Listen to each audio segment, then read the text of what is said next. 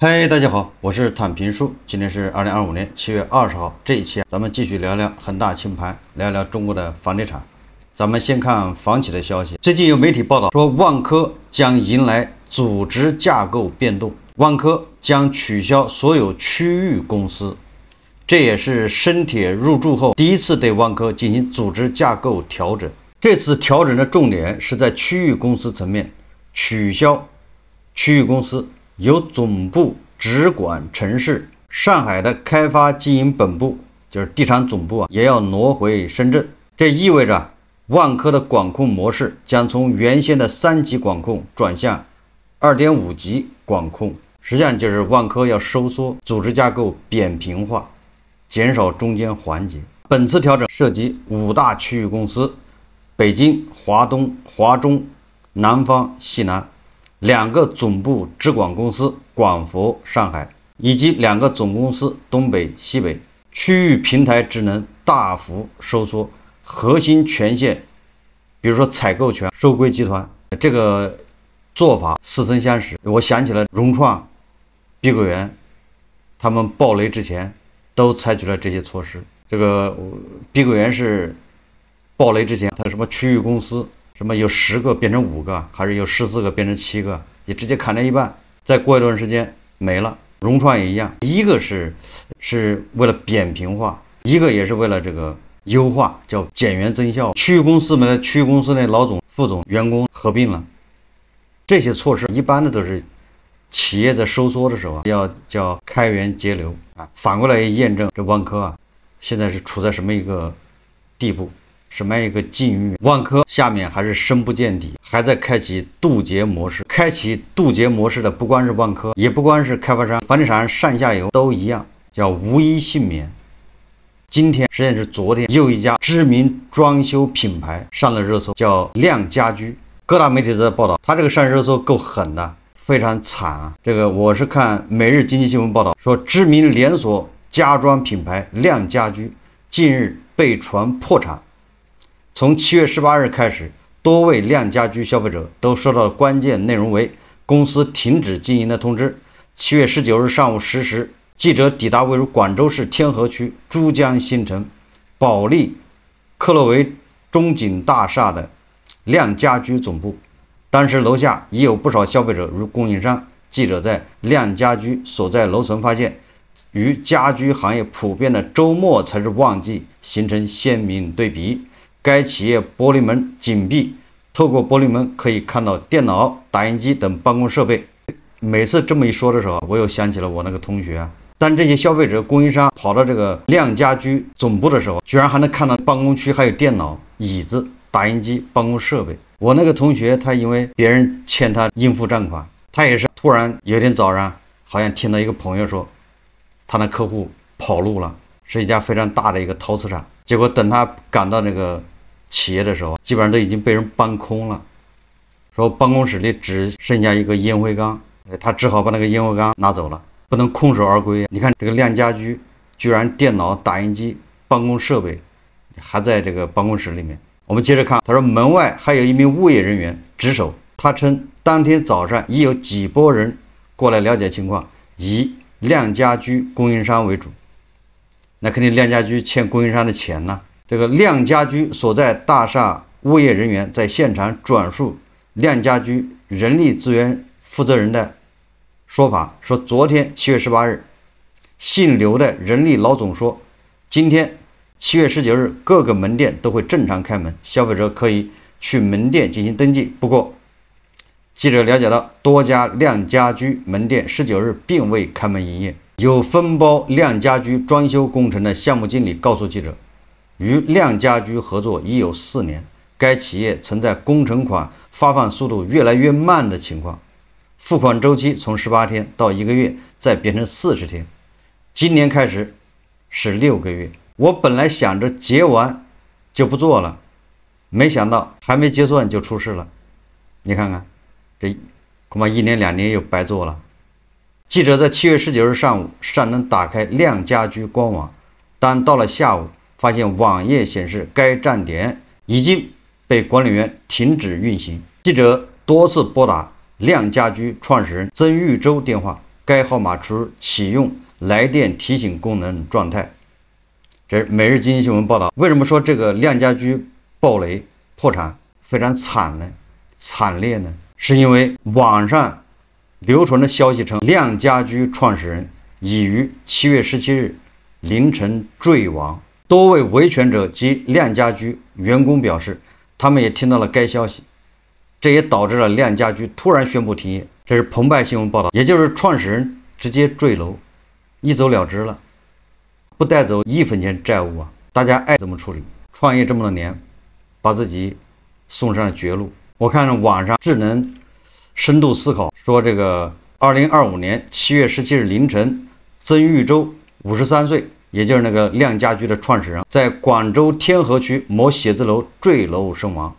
警方通报广州市公安局天河区分局，排除刑事案件可能，初步调查称事件与个人原因有关，未涉及企业经营纠纷或他杀。这就是一个家装行业耕耘多少年的一个家装行业，突然暴雷。大家还记得，好像是1个月前，这几个清华大学学生还是北大的，他们搞了一个什么住范儿互联网什么装修公司，也是资金链断裂暴雷。这个说来说去都是跟房地产低迷有关系。当然了，他们自身也有问题，盲目扩张，赶上这个市场萎缩，一下支撑不住，资金链断裂暴雷。我们不能不承认，由于楼市低迷引发的这些产业链下游的这些企业生存艰难要暴雷，这个现象是越来越严重。咱们一直说，自从恒大2021年9月份暴雷以来，总得有人买单啊！你不买单，我不买单，谁在买单？什么住范儿，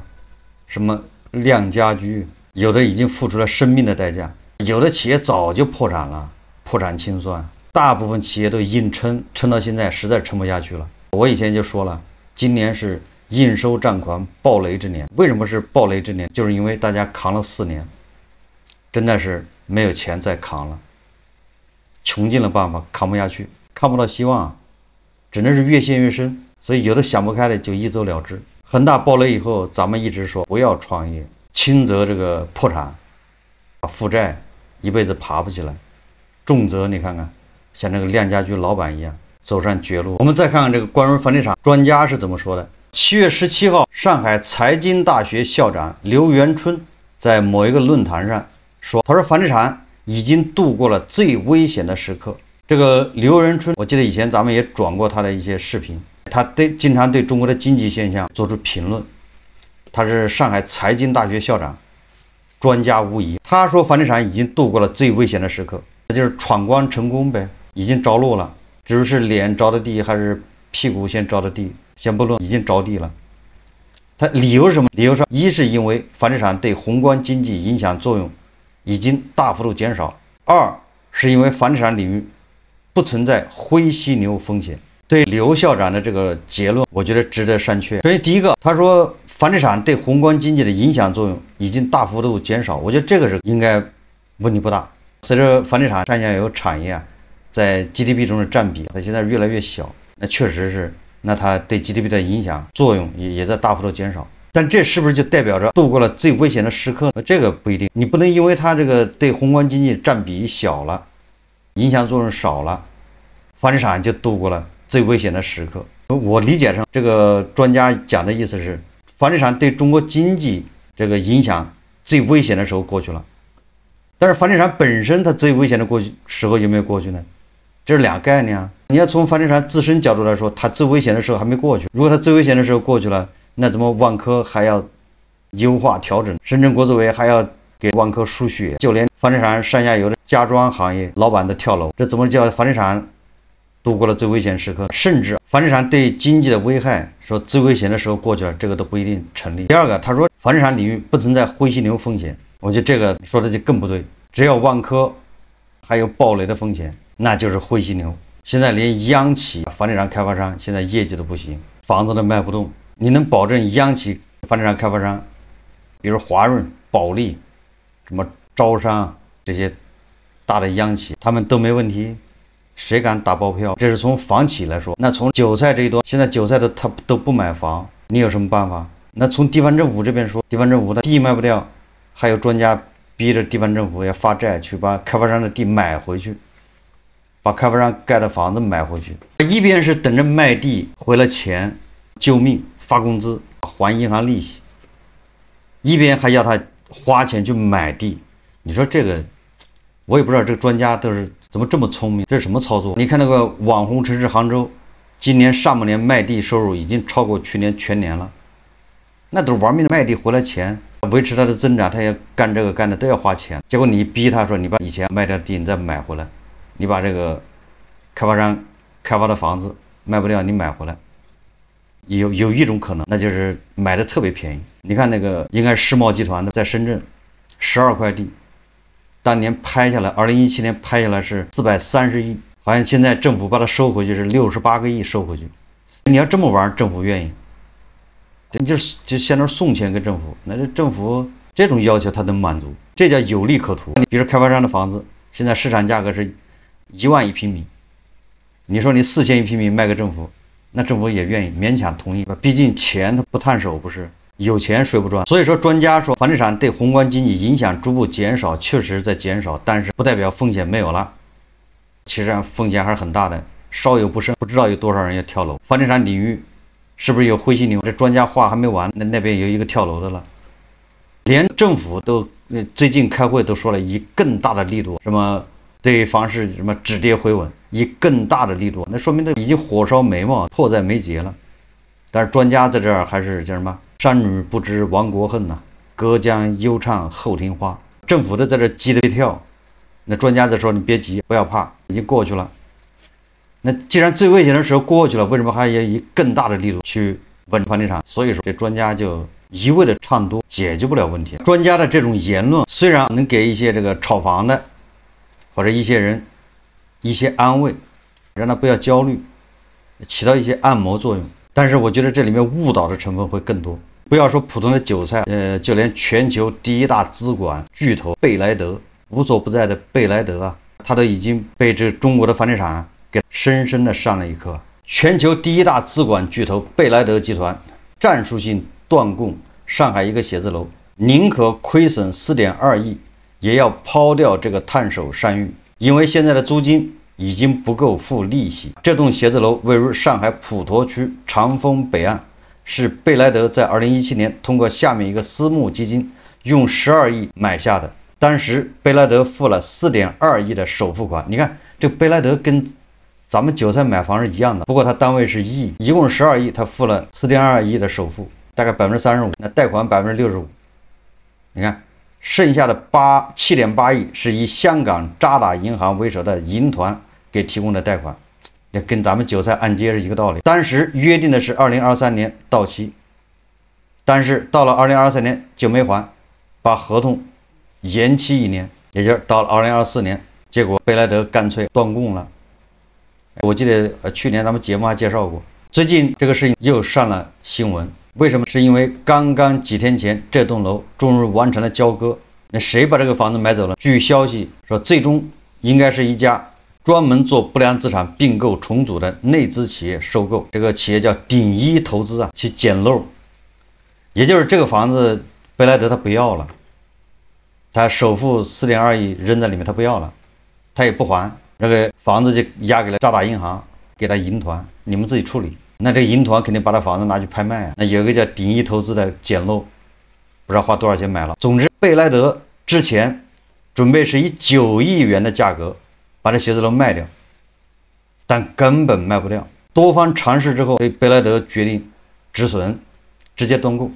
所以说，这个有很多在高点，比如2020年、2021年买房的韭菜，买在最高点，那时候银行利息还最高，房价也最高。现在失业没钱了，断供，还不起银行贷款，不要觉得丢人。这贝莱德人家全球第一的资管公司，他该断供他也断供了。贝莱德，咱们说他是资管公司，他去买这个楼，他不是说贝莱德资产管理公司去买，他买这个楼，他都会下面成立基金、私募基金那一支基金，这支基金叫特殊的什么 SPV 公司啊，他募集了钱之后就是买这种楼的。所以他断供他不在乎，银行他只能把这个房子拿去卖，人家这支基金清算没了。也就是这支基金苦卖就是募集了4.2亿，把首付一付就完了。本来是等着它升值的，或者等着它，上海的写字楼租金在涨，把房子租出去，租金来还银行的贷款利息，这样它有利差，这支基金收益就不错。当时2017年，贝莱德是看好上海经济是蒸蒸日上，写字楼的价格、租金也涨，价格也涨，所以他成立私募基金，一资金去买这个大楼。结果人算不如天算，后面赶上口罩。现在不光是上海、北京、深圳，包括香港，写字楼租金都是连年下滑呀。所以贝莱德直接4.2亿不要了，认栽。也就是说，这个楼现在被鼎一投资拿走了。如果这个楼卖的价格不到7.8亿，那这个银行就赔了。他贷款就是7.8亿，不知道还了多少，反正1分钱没还，利息也没还。这个写字楼它的历史是这样子的：2017年，贝莱德从一家美国公司叫保德信手上买下的，而保德信是2016年从李嘉诚手下买下的，当年是李嘉诚是卖了8.3亿，所以这个保德信在这个交易中赚了一笔，一年就赚了3.7个亿，正好赶上上海写字楼暴涨的时候，美国的保德信他赚钱了，接最后一棒的是贝莱德，巨亏4.2亿。银行跟着很赔钱，这全球最大的资管公司也有看走眼的时候，所以我们韭菜有的时候因为刚需房没有办法买在最高点，现在遇到困难，也不要过于自责啊。你只要不是炒房的，调整一下心态。你看看贝莱德，都是专业人士，一样会赔钱。我们再看看江苏南通又出台救市措施，7月18日，南通市住房和城乡建设局、南通市委人才办、南通市财政局联合发布《南通市区人才房票购房补贴实施细则》，也就是对这些人才留在南通的，要进行购房补贴，最高可享150万。自2025年7月1日到2026年6月30日，对流通人才在南通市范围内购置新建商品住房提供房票补贴，单人最高发放150万元。南通市区人才房票补贴的对象不仅包含硕士研究生以上学历的人才，还对高级别职称、技师职业资格人员同步发放分层补贴，补贴房票面值从15万元到150万元不等。细则还对于夫妻共同购买且双方都符合房票补贴申请条件的进行额外规定，夫妻双方最高可享1.2倍单人补贴房票面值，也就是还给你再增加20%。如果你夫妻俩都是人才，现在各个地方对这种人才补贴力度越来越大，这个符合咱们说的，现在因为优质韭菜越来越少，就看谁先割。你要不先割，你要动作慢了，别人先割，等到你再割的时候没有了。先下手为强，如果补贴150万，那这个力度还是不小的。但不知道什么样的人才补贴150万。但是我看它最低补贴都是15万，补贴的力度是越来越大。我们再看这个大碗新闻呢，它今天有个报道叫“用父母公积金还房贷是新型啃老吗？”他说7月16日，爸妈公积金能还房贷了，话题一度登顶微博的热搜。